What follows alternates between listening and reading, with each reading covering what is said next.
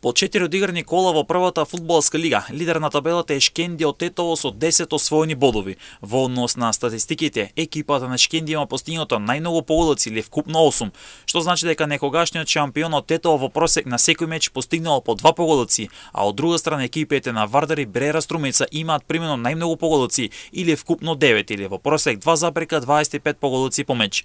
Најдобри одбор на стартот новата сезона имаат Гостивар и Работнички. Овие две екипи на 4 одиграни надпревари и имаат примено по 1 погодок. Шкупи може да се пофали со ефикасен напад од 7 постигнати погодоци на 4 меча, но при тоа одбраната на Шкупи прими 7 погодоци, а слична ситуација има и Воска со 7 постигнати и 8 примени погодоци. Во однос на табелата, Шкенди е прво со 10 бодови, шампионот Струга е второ со 9 бодови, додека пак екипите на Гостивар и Работнички го делат третото место со по 8 бодови.